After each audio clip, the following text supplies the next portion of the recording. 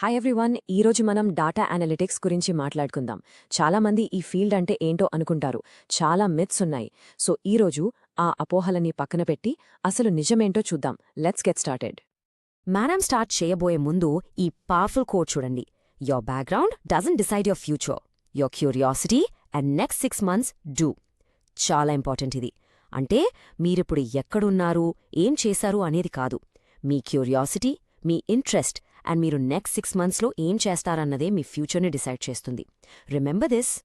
So data analytics career గురించి ఆలోచించగానే మీకు ఇలాంటి డౌట్స్ వస్తున్నాయా? నా డిగ్రీ వేరు, నేను సెట్ అవుతానా? అయ్యో, నాకు మ్యాథ్ అంటే చాలా భయం, కోడింగ్ చేయలేమో, ఇది నేర్చుకోవడానికి చాలా టైం పడుతుందా? ఇలా చాలా ఉంటాయి, రైట్? ఈ డౌట్స్ అన్నీ చాలా కామన్. అండ్ డోంట్ వరీ, ఈరోజు మనం వాటికి ఆన్సర్స్ చూద్దాం. ఓకే, ఫస్ట్ సెక్షన్కి వెళ్దాం. అసలు ఎవరు డేటా అనలిస్ట్ అవ్వచ్చు? ఈ బ్యాక్గ్రౌండ్ అండ్ మ్యాథ్ విషయంలో ఉన్న పెద్ద పెద్ద మిత్స్ని ఫస్ట్ బ్రేక్ చేద్దాం. రైట్, ద నంబర్ 1 మిత్, నాకు ఇంజనీరింగ్ డిగ్రీ లేదు, సో నేను డేటా అనలిస్ట్ అవ్వలేను. ఇది అస్సలు నిజం కాదు. No, not needed at all.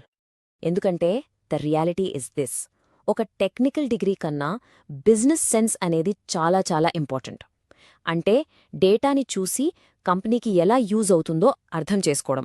For example, commerce background స్టూడెంట్స్కి నంబర్స్తో ఆడుకోవడం ఆల్రెడీ వచ్చు. హిస్టరీ బ్యాక్గ్రౌండ్ ఉన్న వాళ్లకి రీసెర్చ్ చేయడం, ప్యాటర్న్స్ కనిపెట్టడం బాగా తెలుసు.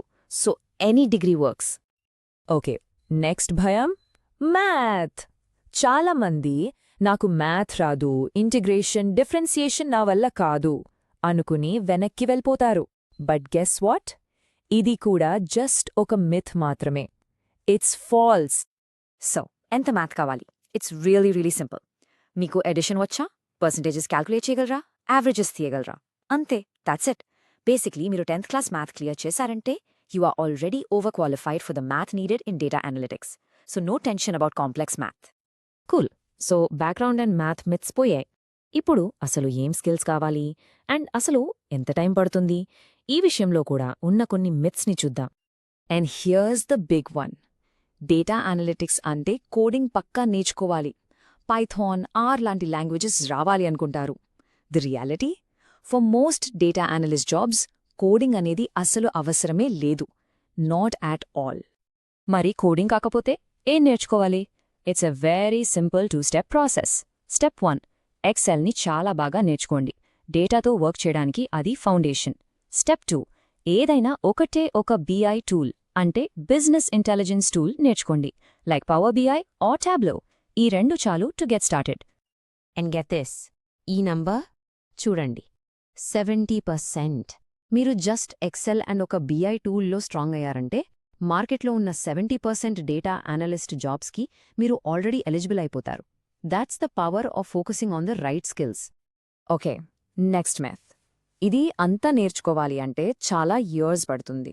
చాలామంది ఇదే అనుకుని స్టార్ట్ కూడా చెయ్యరు. But no, that's not true.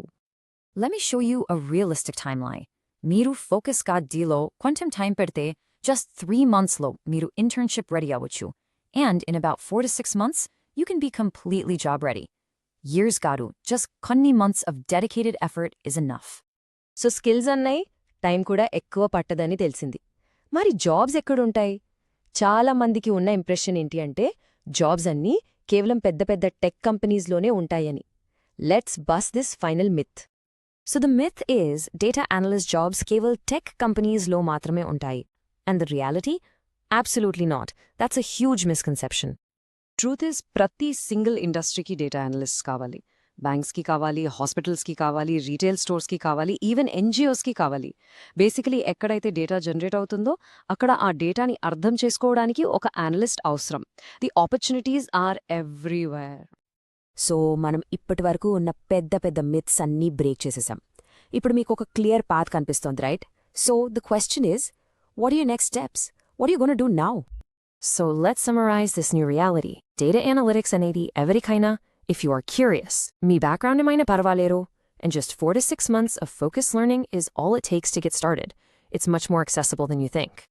మనం స్టార్ట్ చేసినప్పుడు చూసిన కోడ్ గుర్తుందా? It's all about your curiosity and your next 6 months. So నేను మిమ్మల్ని ఈ 1 simple questionతో వదిలేస్తున్నాను. So what will your next 6 months look